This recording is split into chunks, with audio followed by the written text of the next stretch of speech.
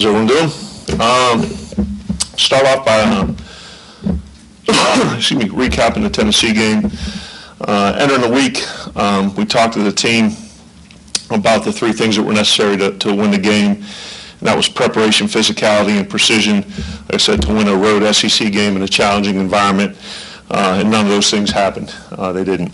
And we talk to our kids all the time about the differences between reasons and excuses, and at the end of the day, there is no excuse. We were outcoached, we were outplayed with 13 days to prepare. We need to, we can, and we will do better because our program and our fans deserve it. And as the head coach, it's my responsibility to make sure that happens, and it does. It falls squarely on my shoulders. This game and coaching in the SEC for about a year and a half now, in a lot of ways, has been a humbling experience. I don't think you get to this point where I am without a certain level of success and a certain level of confidence.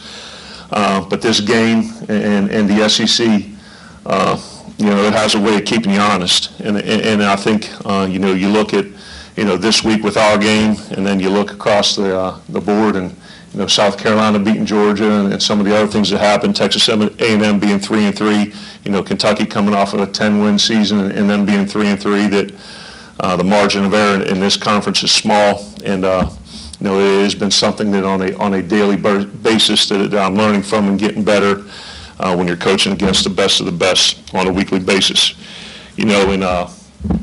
Tyler, early, I think it was last week, asked me a very pointed question about the criticism and kind of some of the outside noise. I think it was more specific to the Auburn game than it was an overall critique of the direction of the program. And that's why I think Tyler's a good young aspiring writer, because it's a question designed to elicit an emotional response from me, because he understands my competitiveness and how those things kind of knife at you a little bit. And I made a tongue-in-cheek remark, and I said it wasn't going to affect my approach, because it doesn't. But at the end of the day, the people who know me best in this world, they do know that I'm a people pleaser, and nothing means more to me than to bring a consistently successful championship level program to Mississippi State. And every waking moment of my life is not spent with my family, is utilized in an effort to make it happen, and that's why makes losing games so difficult, because of the investment, and it's not just a loss. It crushes your soul, and you never get over it. You learn to live with it, and there may be people that watch the game and they get mad and deservedly kind of point out some things, and they go on about their day and cut their grass and go to church and go out to have a meal and go on to their job, but. For us, it festers, and I take the responsibility of running this program, our 120 student athletes, our 40 staff members, our students, our administrators, our faculty members, and our great fans very seriously, and treat it with a sacred respect, and I'm doing it to the absolute best of my ability. I'm certainly not a Bible thumper by any means, but I am a man of God, and I do believe that I was led to this path at Mississippi State over other opportunities to achieve great things, and I remain steadfast in my belief that we are going to do it. Still have unbelievable support, obviously from my parents back home in Pittsburgh, my brothers and sisters. My brother lives in Minneapolis, and they're rocking the maroon and white in Western PA and in Minneapolis and supporting the Bulldogs. My wonderful wife and kids, who are part of the Starkville public school system. And you talk about investment, and my daughter's down on the field after the game with me. She's crying, because she's upset. Number one, because she understands football, and what Mississippi State means to her and what it means to me. And to have to stand there on the field and console your 18-year-old freshman daughter because she's crying. Not only that, because you hear a few fans, she's walking down and walking out of the stadium telling her that her dad sucks, and they were right. On this date, I did suck, but that's part of it, and the support you get from your family means everything, and certainly my wife, my boys, and her play a huge part in that. Our coaches, our players, our administrators, our boosters, our fans, our recruits. I can't tell you the number of times in the past 3 days that I've gotten a text, that I've gotten an email, I've gotten a DM from Strange Brew Coffee House with an interesting gift of support. They're the best. from ex-players, from people on campus, and particularly our recruits who are committed. And I didn't even have to reach out to some of them.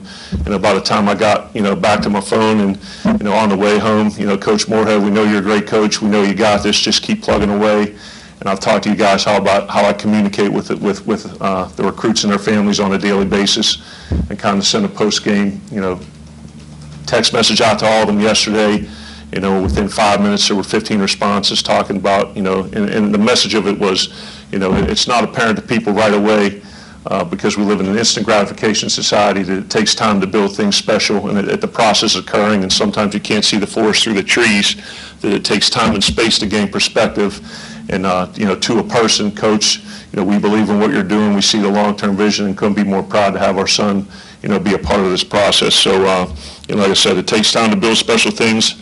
I know it's obviously not apparent, with our performance on the field this week and against Auburn, but from a long-term thing, I couldn't be more excited. And I know for a fact, as I stand here, that it can and it will and it is going to happen. Our student athletes of the week for this past week were Tim Washington and Stuart Reese. From an injury standpoint, it's kind of the same guys. If you have any questions on anyone specific, I could get to that. Certainly looking forward to the LSU game. It is a whiteout game, so we do encourage the greatest fan base in the country to wear all white. A lot of events on campus this week, including SEC Nation, which will be here Saturday, and it is our only home game in the month of October. Moving on to this LSU squad, quite a lot to talk about there. Coach O, one of my favorites, 31-9 at LSU, 47-36 for his career, 6-0, number 2 in the country, presiding over a top 25 defense and a record-setting offense. Beat number 7 Florida at home last week by 14, which was their 24th double-digit win as LSU's head coach. The offense is coordinated by Steve Emsinger, coaching veteran, and Joe Brady is a pass game coordinator. Spread, RPO, heavy, vertical passing game, 52 points, 561 yards, 34-34 in red zone scoring opportunities, led by Joe Burrow, the transfer from Ohio State, who's just 2,100 yards, 25 touchdowns, 3 interceptions, and completing 80% of his passes. Obviously a guy that's in tremendous consideration for the Heisman Trophy. Clyde Edwards-Helaire, almost 500 yards rushing, 7 touchdowns, and then the 2 receivers, Jamar Chase, Justin Jefferson, both over 500 yards, and guys that'll be playing on Sunday someday. Dave Randall, one of the best defense coordinators in the country, kind of doing what he does, 316 yards a game, 25th in the country, 91 rushing yards a game, 13th in the country. Number 18 is kind of their rush linebacker, was in for a few games, was hurt, and then came back. Kalavon Chasen, 19 tackles, 4 for loss, 2 sacks, and you watch him rushing the passer at the end of that, Florida game. He's hell on wheels. I mean, that guy can get after the passer. He can play the run. Very dynamic. Linebacker number 6, Jacob Phillips, 44 tackles, 3 for loss, and a forced fumble, leading the team. And then Grant Delpit, consensus All-American, going to be one of the top draft picks in the country when he, eventually comes out. Greg McMahon is their special teams coordinator. They don't get real fancy with it. Edwards-Helaire, Stingley, and Avery Akins are the returners and the kickers, and they kind of use their athleticism, their speed, and their physicality. Don't try to mix it up too much. They're kind of simple in what they do, and they get after it. So, as always in this league, in this conference, you got the number 1 team in the country on this side. You got the number 2 team in the country on this side, and I think you got 3 more in the top 10. So when I talk about the margin of error being small on a weekly basis,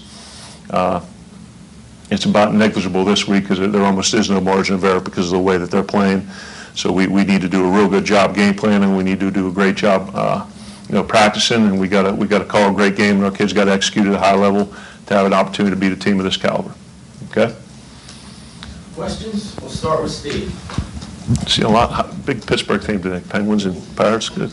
Got a Steelers win too. Steve? Coach, we spoke post-game about the run game breakdowns. Going back looking at the film, you got the 7 sacks and then Kyler only getting 13 yards. What kind of went wrong offensive line-wise against Tennessee?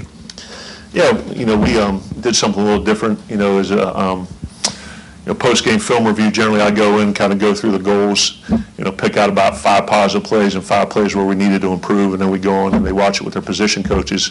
But I ripped through about 35 plays with all the kids in the same room. So sometimes as a running back, you only hear the running back corrections and don't know what else is happening on the field. Now, I don't want to say, there were some schematic things that we could have done a little bit better, but I mean, they didn't do anything out of the ordinary from what we had seen on tape. But I think we got to play with a little more physicality. We got to play with a little more strain, a little more finish. And going back, looking at maybe a couple more things to get Kylan on the perimeter probably would have been something, if I'm pointing the thumb at myself, that we could have done a little bit better.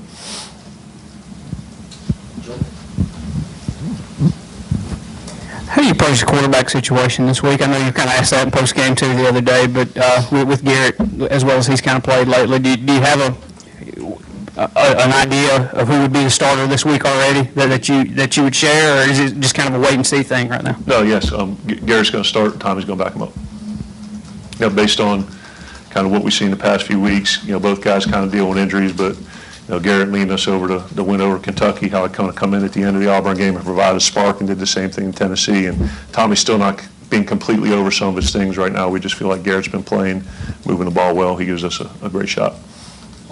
Coach, back to the running game question. How much of that have you seen on film?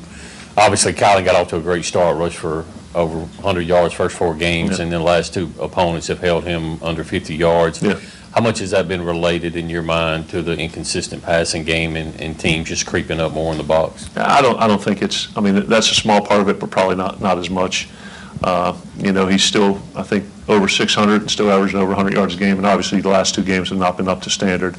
But that's going to happen. I mean, there were games at Penn State where we had arguably the best player in the country, and defense was doing some unique things to try to keep the cap down. But the difference was when that was happening, we were able to create explosive plays down the field with the pass game, and that's kind of something I've talked about in the past. When they are bottling up the run game, we have to find a way to take advantage of it and move the ball and create points in the other area. We had been doing that earlier in the year, and we had some shots down the field. We just, we weren't able to take advantage of them throughout the game. Jay, we've talked about Isaiah Zuber being a dynamic guy, and I know you guys got him a little more involved this week with that reverse play. I think you got to twice. And is there any effort to maybe get him a little more involved in the? We are actually. Isaiah and I talked about it at team dinner yesterday. That we go back and you look at the film, and there was a dig route thrown to him on 3rd down that we get through a little bit low, and his route could have been a little more defined. And another opportunity where the common person wouldn't see it, but it was an RPO. Handed off to Kylan where the corner knifed in, and we were supposed to throw a glance route to him, and he would have been wide open for a throw down the field. That was one of the plays that we reviewed. But, we looked at the total number of snaps, and I think he's 3rd behind Osiris and Dedrick in terms of, plays on the field. But, the other thing with the inconsistency of who's, not the performance, but who's been at quarterback and having some of those guys rotate around. I guess short answer, we want to get Isaiah involved, but we also want to get, the other guys cranked up. But yes, he and I have had that talk, and we're making our best efforts to make sure that there are plays not just going to him but to his position. Coach, began the game with kind of an ill-advised kickoff return there and got hemmed up inside the 10, and then the last time you touched the ball, a missed field goal there. Is there any consistency with some of these special teams failures, and then your evaluation, what's kind of happening with that unit? Yeah, it was good to get the 51-yard field goal. That was good. I thought our punt and our coverage was better, but certainly the discussion we had with that kickoff, I think it may have caught our guys by surprise, because all week we had talked about there had not been a return kickoff. We also wanted to fair catch anyone between the 5 and the 1, so we got to communicate better there. And then certainly that last field goal, you put it in there, and then you have a chance to onside. But yeah, certainly need more consistency, Steve. Coach, you mentioned LSU quarterback there, being a Heisman type of guy. He seems like he's developed really quickly in a short amount of time. Just more of your opinions on him. I think he played well last year. I think he's playing at a completely different level this year. Obviously with the the new system that they're running and some of the things that he's able to do.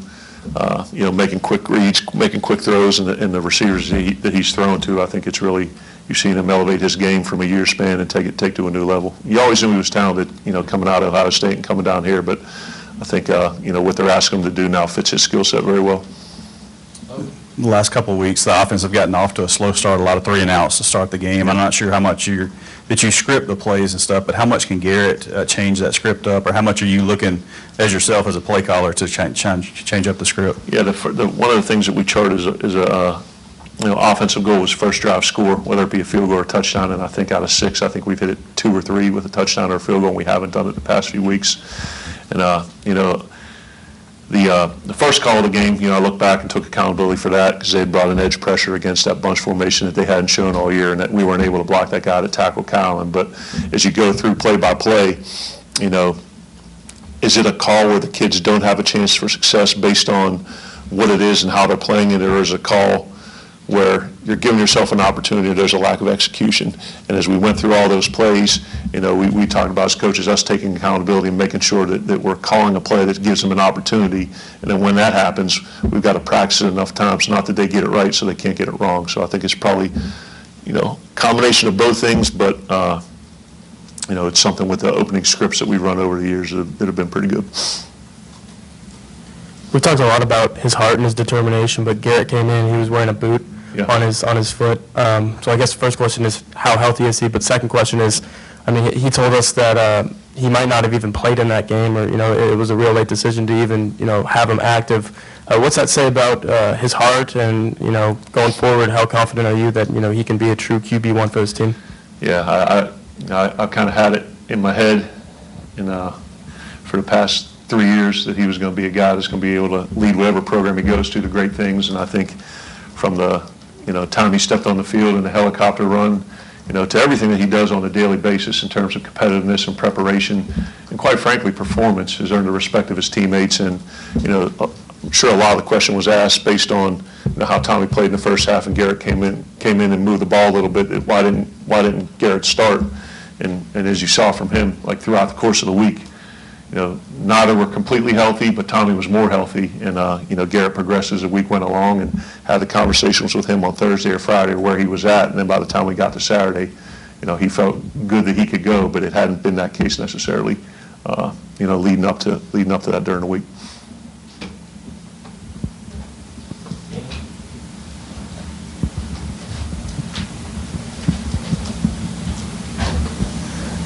Coach Adams, coach of defensive line. Just talk about him a little bit and what you've seen from him in his unit. Yeah, Meridian native. Means a lot for him to be home in the state of Mississippi. And I think what you're seeing from him is the ends. I think Chauncey played his best game of the year. I think Toby did some real nice things. And Fletcher and Marquise are developing. But I think the biggest thing has been those young interior defensive linemen. I think Fabian played his best game of the year this past Saturday.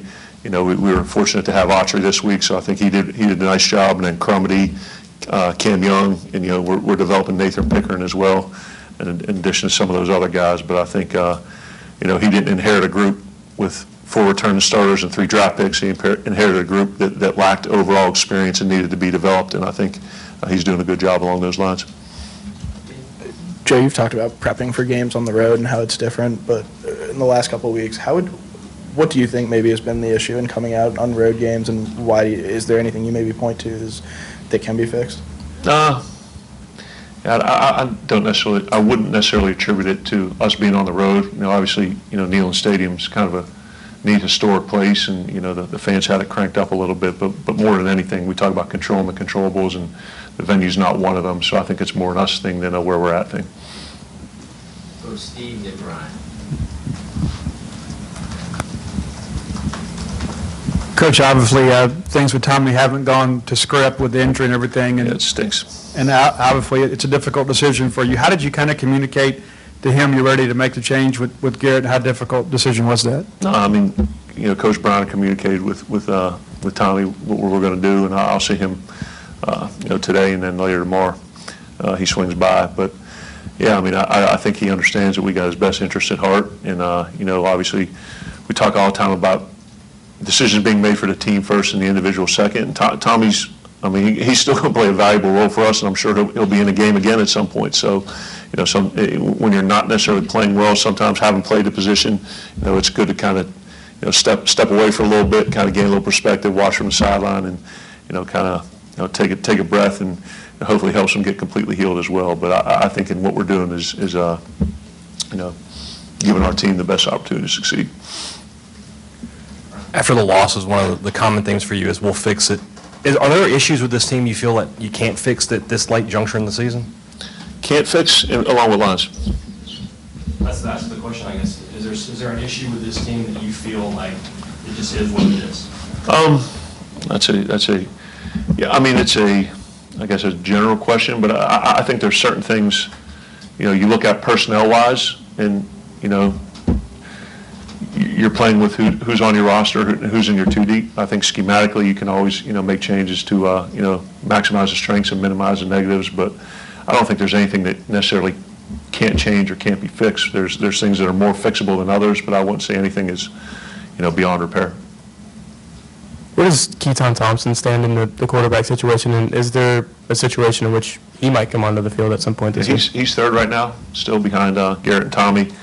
Obviously, you know, with those two guys playing and KT still having a redshirt year, we're being very mindful of that as well.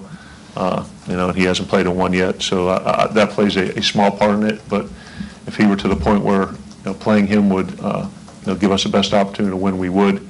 But it's just not where we're at right now.